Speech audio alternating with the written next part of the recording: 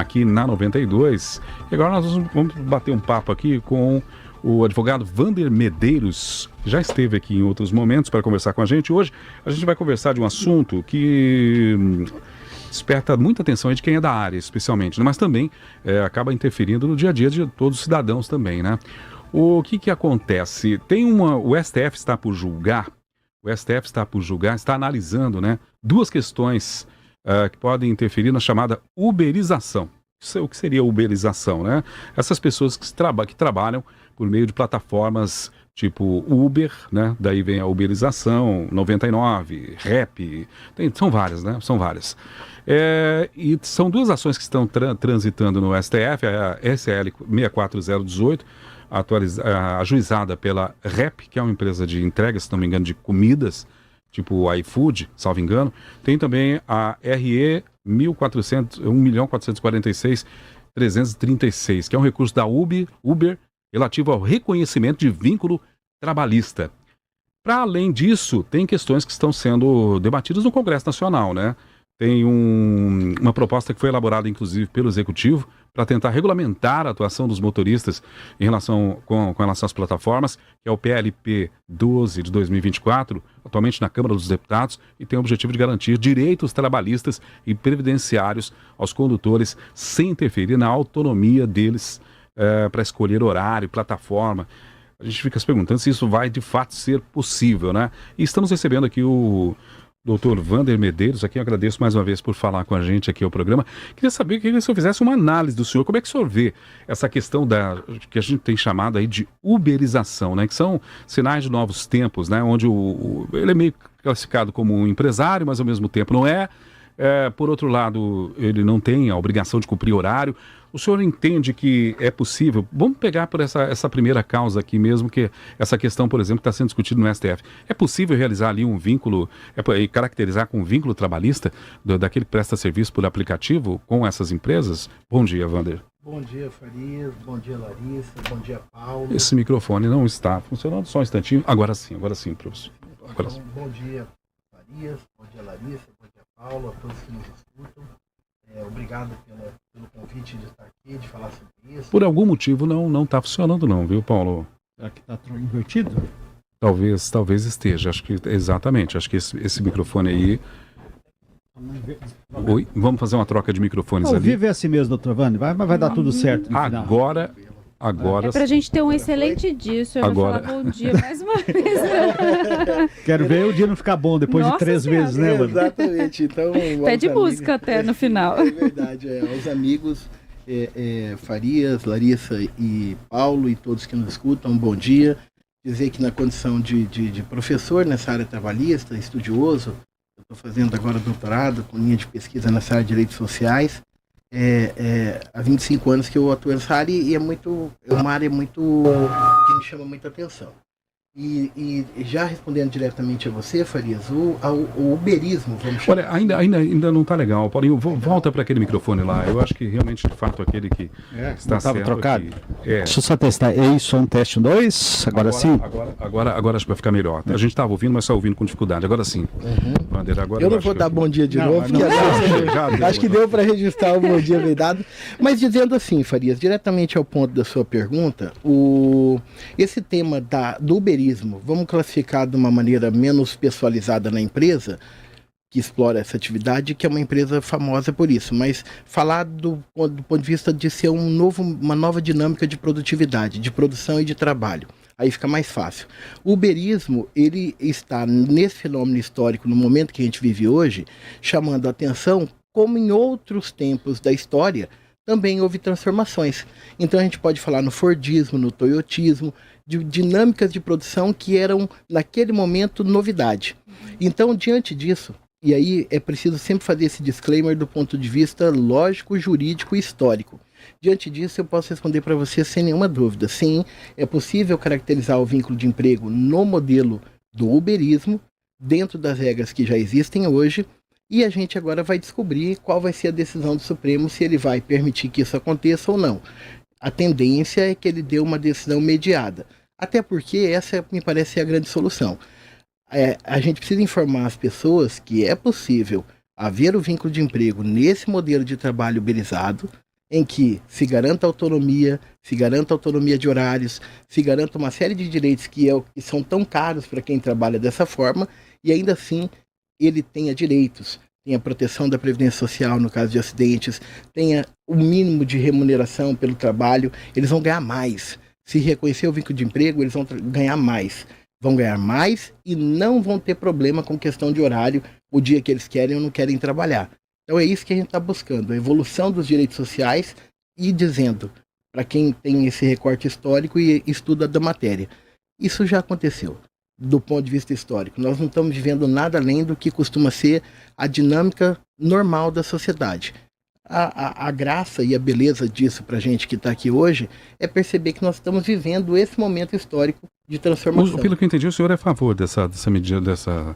Veja, enquanto professor da área de direito, enquanto advogado, e quando a gente, bacharel de direito, a gente se forma, a gente faz um juramento profissional. Qual o juramento? Prometo cumprir a Constituição, prometo lutar por justiça. Então não se trata de dizer que eu sou a favor do vínculo de emprego. Se trata de dizer que eu estou cumprindo aquilo que é a minha missão de vida e profissional, que é fazer cumprir a Constituição. E a Constituição deixa claro que a dignidade da pessoa humana, o valor social do trabalho, são elementos que têm que ser respeitados. Então, reconhecer o vínculo de emprego me parece que não é uma questão ideológica, me parece que é uma questão do ponto de vista jurídico, de você realmente cumprir aquilo que manda a Constituição. Mas será que não era uma questão de perguntar para esses motoristas ou para essas pessoas que trabalham se eles desejam isso? Porque pelo contato que eu tenho com eles, ou com alguns deles, ninguém acha que isso aqui seja bom, nem para a plataforma, nem para o usuário, nem para ele. Mas depende de como você pergunta, Farias. Eu posso perguntar para eles, se você quer ter a carteira assinada, ter que cumprir horário e ter obrigação de recolher para a Previdência Social, se eu perguntar assim, eu vou ter uma resposta. Mas se eu perguntar assim, você quer ganhar mais pelo trabalho que você faz no Uber? Será que eles serão contra? E se eu perguntar para ele assim, você quer ganhar mais, mesmo considerando que você corre o risco do sistema sumir e você não ter mais onde trabalhar, será que ele vai escolher? Porque me parece que o grande atrativo desse sistema é um preço popular para o usuário, que pode pagar, então ganhou em volume, não é? E ao mesmo tempo ele acaba tendo o seu lucro. Se ele tiver mais direitos, mas de repente não tiver aonde atuar, não vai ser ruim para ele? Mas é que essa pergunta, da forma como você colocou, ela tem uma falsa premissa de origem. Não é verdade que se regulamentar essa atividade, ela vai deixar de existir. Isso não é verdade. A rigor, Farias, e aí eu posso dizer isso... Mas vai encarecer, né? Não, ela vai encarecer do ponto de vista que as empresas vão ser oneradas com um pagamento mínimo pela prestação. Porque é o que elas não são hoje. Então, observe bem, quando a gente fala qual é a diferença de regulamentação das Big Techs e da regulamentação desse trabalho no modelo uberizado. É nenhuma. A diferença que há é o seguinte, são empresas que pegaram um hiato tecnológico, criaram um modelo produtivo e estão ganhando dinheiro sem ônus nenhum. Vamos deixar bem claro isso. É um modelo de exploração do trabalho em que as empresas só têm lucro, elas não têm obrigação. Se o motorista se acidenta, elas não têm que pagar pelo acidente dele. Se o carro quebra, elas não têm que pagar porque o carro quebrou. E aí, quando você fala assim, mas se regulamentar e tiver que pagar direitos, vai encarecer o serviço. Depende, qual é a margem de lucro? Você sabia, Farias, que na Inglaterra o valor que se cobra do motorista que faz o trabalho uberizado é 5%? E você sabia que aqui no Brasil essas empresas costumam ganhar 60% do valor da corrida, em média? Olha a diferença do ganho na Inglaterra, onde se reconhece direitos trabalhistas para esses trabalhadores, e aqui no Brasil. Você acha que precisa subir o preço da corrida se você diminuir um pouco a margem de lucro para que as empresas paguem, reconheçam algum tipo de direito? Se elas reduzirem a margem de lucro de 60% para 5%, nesses 55%, será que não dá para pagar bem o motorista, pagar a Previdência Social, cumprir os direitos e ainda assim continuar na atividade? É que eu vou acabar atravessando de novo aqui, mas é que é o seguinte, para avaliar, quando a gente fala de margem de lucro, o sistema todo é muito caro. Né? A Uber, por exemplo, a primeira vez que ela teve lucro foi o ano passado. Desde então, ela teve anos e anos seguidos de prejuízo, na casa dos bilhões de reais. Porque o sistema, o ecossistema, para isso funcionar, ele custa muito. Ele tem um custo muito grande. Então, não é que ela lucra os 60%, ela acaba cobrando pelo serviço.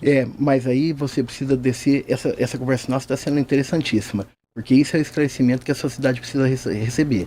E é muito importante, eu agradeço muito a oportunidade de estar aqui conversando com vocês. Você sabe qual é a margem que comeu o lucro da Uber nesses anos todos? E por que ela deu prejuízo? Pela destruição criativa do mercado de trabalho. Ela precisa destruir o mercado produtivo que já existia, que é o modelo de táxi formalizado, e para isso ela precisa concentrar produtividade, ela precisa concentrar o mercado em si. Então ela faz uma espécie de cartelização. Ela subremunera o valor, ela subvenciona a cobrança para diminuir a faixa de cobrança, para que aqueles que cobram um pouco mais saiam do mercado. E quando isso acontece, quando ela quebra aqueles que são os concorrentes de mercado, aí ela começa a explorar o lucro da atividade. Vou te dar um exemplo. Você pega um táxi à noite na bandeira 2, para ir para qualquer lugar, em qualquer momento, na saída de um show, em qualquer circunstância. O valor da corrida é o mesmo, porque o valor é tarifado na bandeira 2. Se você está saindo de um show numa cidade grande como São Paulo e você pede um Uber, você paga 10, 15 vezes o que você pagaria no táxi. Aí está a margem de lucro, por quê? Porque eles destruíram a concorrência de mercado. E aí, na hora que eles destroem a concorrência de mercado, eles começam a explorar a atividade lucrativa. Então não é de graça e não é pelo custo da implantação do sistema que eles tiveram esses anos de prejuízo. Na verdade, o que motivou esses anos de prejuízo foi o movimento de mercado de cartelizar no sentido de tomar o mercado só para si. Essa é a razão histórica do prejuízo do Uber. Bancada. É assim, até analisando a sua explanação, é bastante interessante a gente poder exatamente colocar esses contrapontos que vai muito nisso que o senhor disse, que a população às vezes não entende isso, talvez nem mesmo o trabalhador que está lá inserido, né? É só fazer um contraponto, o senhor até trouxe como exemplo a questão da Inglaterra, da margem de lucro lá.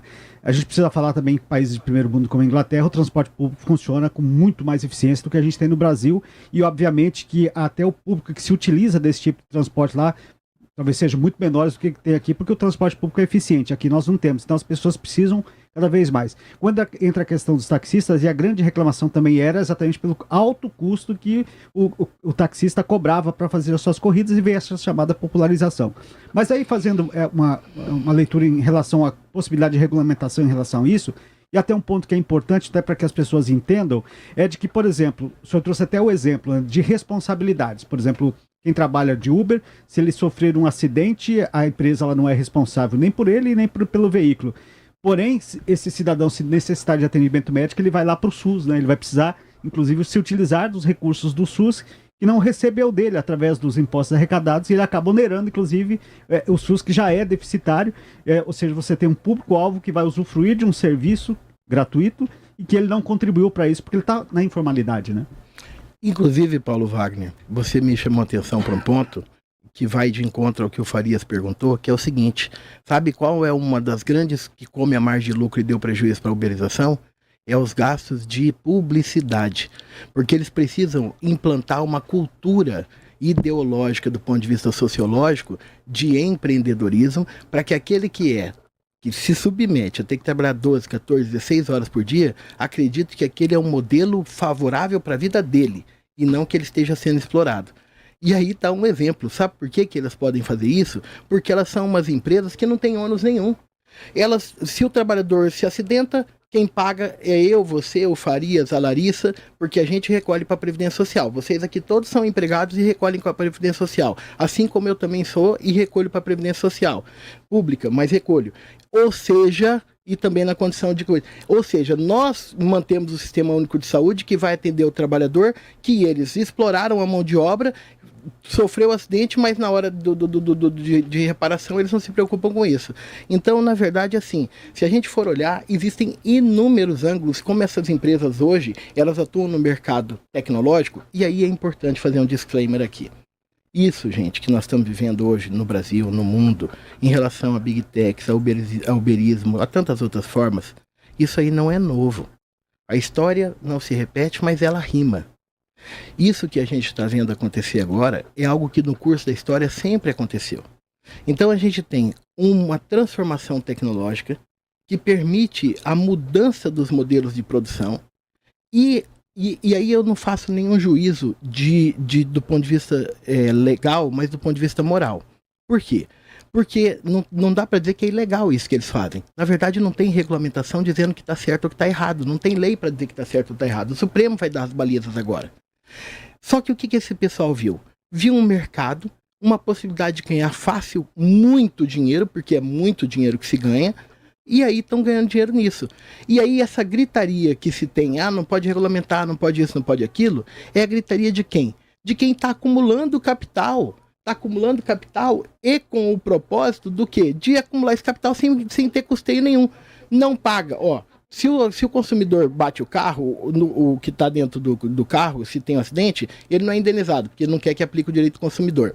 O motorista não sofre, não tem nenhuma indenização, porque não quer que aplique o direito do trabalho. A Previdência Social, que vai ter que tratar do acidentado, do motorista e de quem estava dentro do carro, também eles não querem recolher, porque eles dizem que não tem Previdência Social.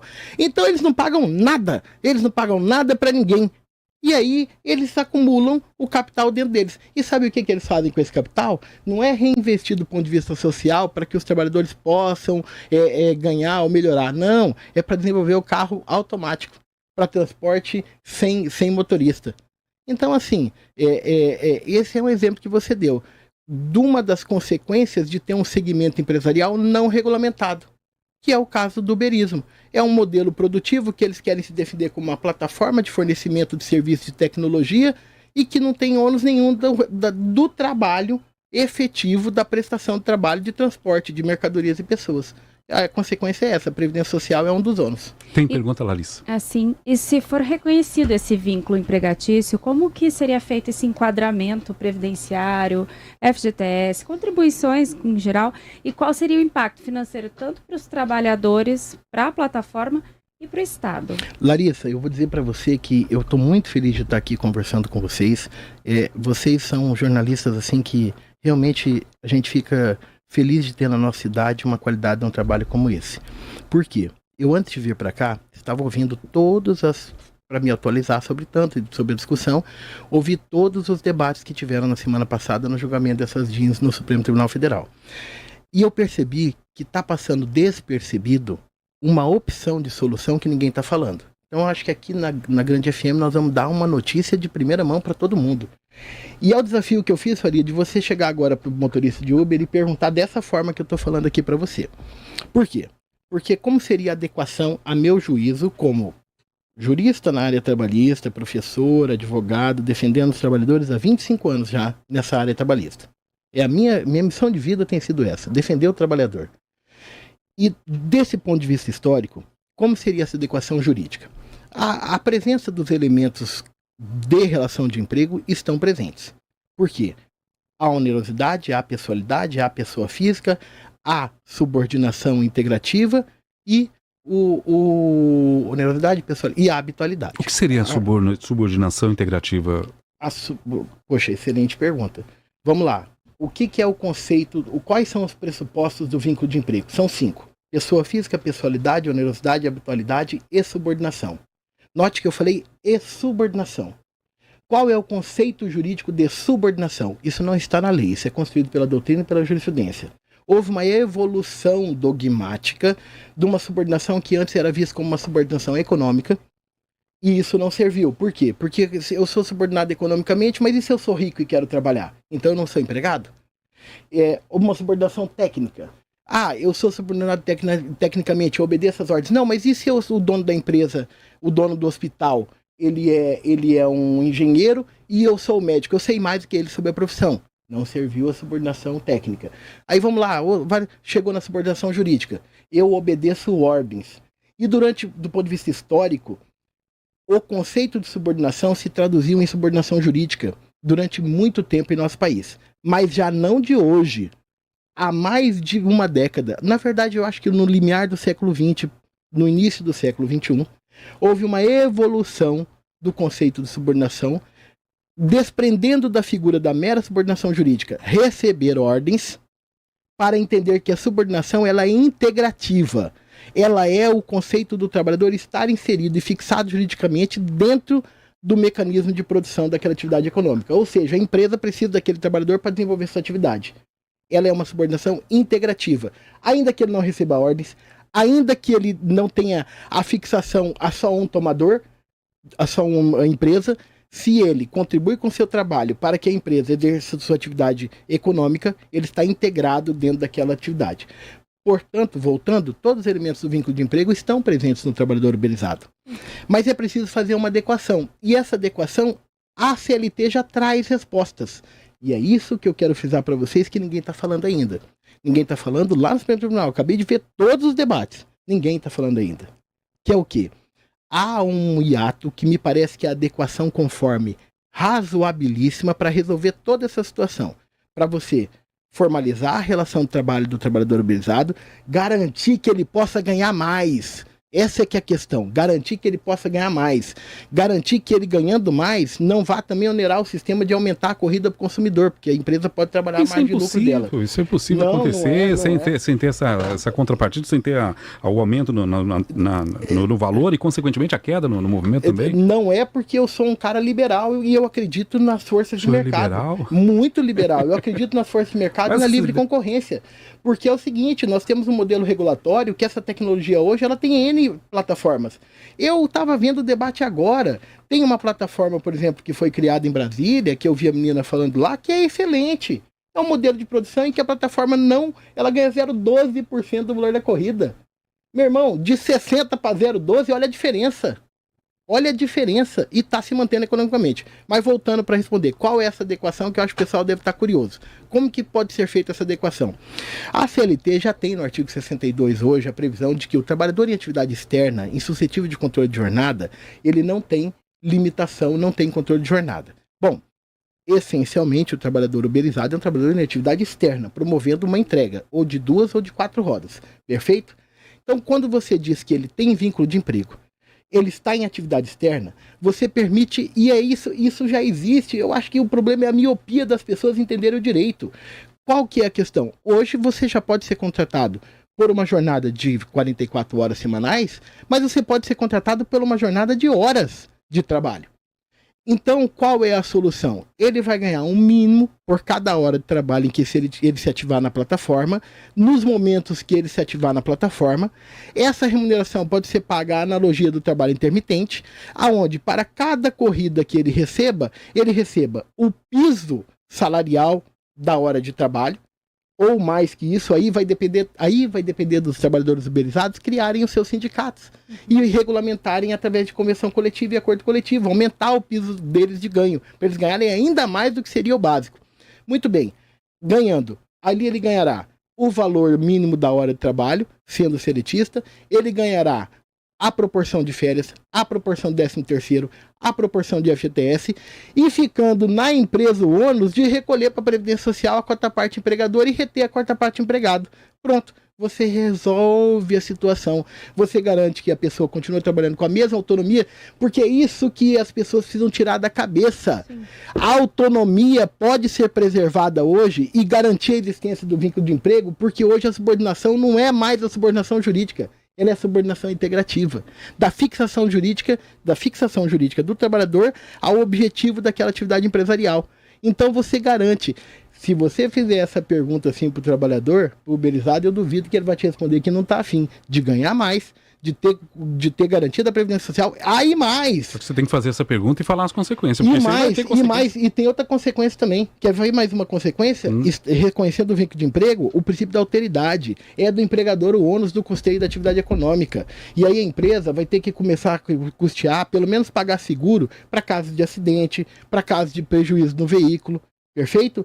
E aí, como eu sou liberal, como eu acredito nas leis de mercado, Faria, e aí são estatísticas, e estão lá, acabou de falar, as empresas declararam lá, houve declaração plena, pública lá no Supremo e não foi contradita. Como eles estão trabalhando no Brasil com uma margem de lucro de descontar 60% da corrida do trabalhador, eu tenho certeza que esse mercado vai se regulamentar do ponto de vista concorrencial, que essa atividade não vai deixar de existir. O que vai acontecer é que quem quiser cobrar muito com esse ônus financeiro e aumentar o preço da passagem para o cliente, vai ser substituído por uma outra empresa que não vai cobrar tanto. Essa é a lei de mercado. É a regra. O que a gente não pode admitir, pode ter certeza, Farias, é ter uma atividade econômica, uma empresa que explora uma atividade econômica no nosso país, achando que não tem compromisso com ninguém. Não tem compromisso com o direito do consumidor, não tem compromisso com o direito do trabalho, não tem compromisso com o direito previdenciário, não tem ônus nenhum. É só ganho. Assim fica fácil. Vou fazer um intervalo agora e a gente volta já para finalizar esse papo. Voltamos já. Programa Espaço Aberto. Sua mãe. A gente continuou o debate. A gente continuou o debate aqui fora do ar, né?